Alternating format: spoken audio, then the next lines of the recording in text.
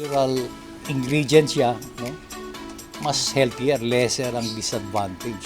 I review the data and everything, the findings, the summary, and I find it convincing, no? So that's when I started to take PPARs of gel.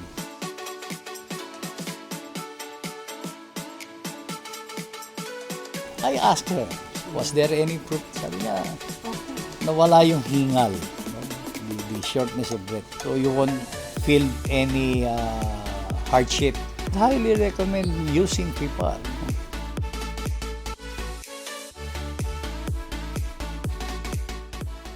Hello po, welcome to Simply Nature Success Series, and today we have another special guest, si Dr. ALVIN MURRIEL. And we're here now in his beautiful yard, beautiful big trees, and it's very good for the lungs. And Doc, welcome po, and thank you for having us in your yard. Yeah, salamat din for this event na i-feature nyo.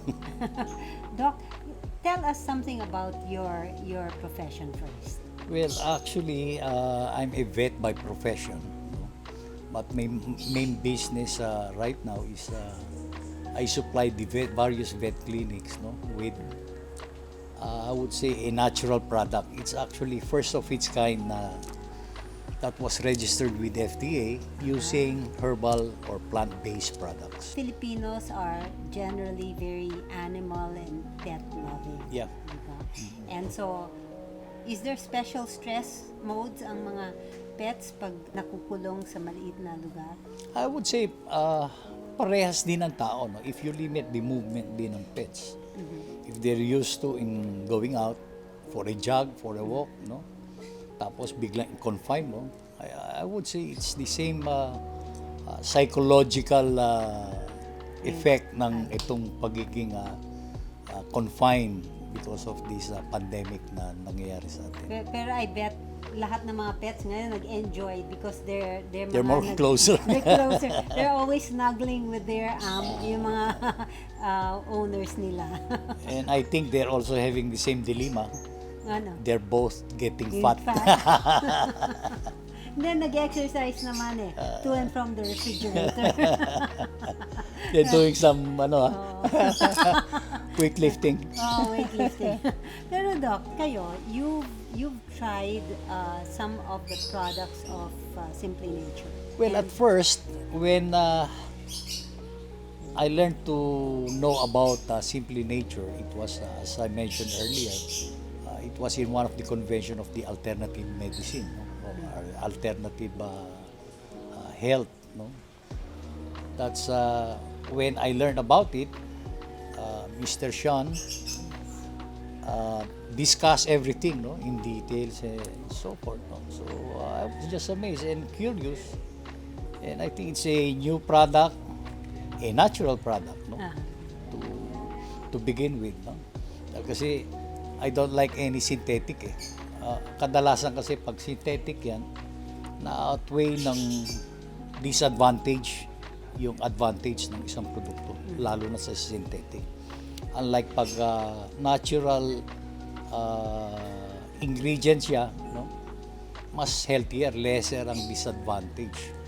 So, you took that because you joined and met with Sean, and you found advantages? Maybe advantages in terms of overall health, in the beginning to start with, no? Because during that time when I met Sean, when he introduced the product in one of the convention, wala naman akong nararamdaman or something. But as we grow old, we need to supplement our body. We need to correct our body in terms of repair, no? Yun ang ano. So my objective was to have a healthy body in general, no? Look at the product as a food supplement when I felt something not normal. Is it breathing or? Actually, I'm a smoker. So relatively it's expected. I'm getting old, I still smoke. I actually started taking a higher form, the soft gel, which is a higher milligram content. No? Unlike previous, when I started PPAR, that was the micro tablet PPAR. No? So that was just as a supplement to have a peace of mind. But I started taking PPAR soft gel with a higher milligram content.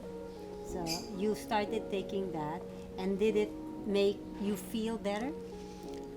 Actually, when I decided to use soft gel PPAR, I'm having some difficulty breathing. So it's like a asthmatic attack. Not shallow, but difficulty. It seems that the oxygen is not adequate. So that's when I consulted ML, and told him, can you send me the clinical studies regarding the use of PPAR against respiratory problems or any respiratory disease. Actually, he sent me a study on SARS-1. Okay. So I reviewed the data and everything, the findings, the summary, and I find it, I would say, convincing. No, so that's when I started to take PPAR soft gel. And it complies with your search for something natural. Yes, very true. So it's a non-GMO. Yes. So we don't have to be, be afraid of there might be an after effect after 10 years or 10 years using the Yeah. product. For this year, so you took the soft gel already. What did you change anything in your life? Actually, style? I changed a little. No? Unlike before, I eat very healthy. I have a sweet tooth. Biglang, okay, very healthy. What does that mean? So I reduced the intake in terms of your carbohydrates, the rice and everything. Shifted to more vegetables as much as possible. Plus, I see to it that I take 3 liters or more of water, so I can cleanse my body of any toxins. So, Doc, if anybody is going through the same experience as you are, and they now feel that they too have a hard time breathing, what would you recommend they do? I would highly recommend using PPAR. Based on my experience when that started, that asthmatic episode or having difficulty in breathing or difficulty of probably the lack of oxygen. No? Yeah. Actually, the effect was almost immediate. If you take it now, if you feel bad about breathing, you take it, you can see the difference in 5-10 minutes. Not bad, no? Not bad. And that could last the whole day, half day, the whole day. So you won't feel any hardship, having this feeling of low oxygen for your lungs or for your body. I find it very effective. So I'm taking it normally early morning when I get up, prepare a glass of water plus 1 soft gel PPAR. My wife is pretty older than me, so we're both getting old. So sometimes she would be complaining she's having some difficulty or shortness of breath when she moves around quick or for a long walk. She is having a difficulty in breathing. So what I did was Ito, I asked her. try nyo. I asked her, take this one. She would ask me, "Niyan, don't worry, it's not poison." Because you're not insured. Sure muna. So, after a week, I asked her, was there any proof? Sabi niya, nawala yung hingal, the shortness of breath. you've stopped eating so much carbs. Yeah, I regulated the volume Oh. of what I eat. And then you eat more vegetables. You drink a lot more water. At least 3 liters of 3 water liters. a day. Ngayon, magbibilang ako ng 3 liters. What I normally do is get a pitcher, a liter pitcher, I place it in the table. I see to it, by the end of the day, I finish 2 or 3 pitchers of water. Okay. Same is true when I'm at the office. I have a pitcher, a liter of pitcher water. So I just see to it, Ubos. ubos. By the time you go home.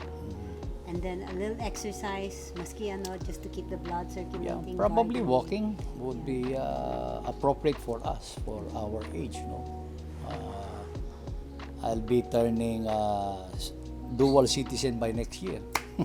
Discount ito. Seryosong usapan.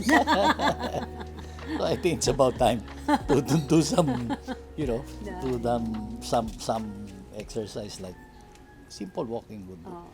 And then, of course, yung soft gel. Yeah, Yung PPARs. supplementation of soft gel. Okay. Nako. I am so happy I had this wonderful chat with Doc Alvin. So, Doc, thank you very much. Yeah. I enjoyed it and bating Pinoy. Thank you. I'm Doc ALVIN MURRIEL. Ako po ay isang hayop na doktor.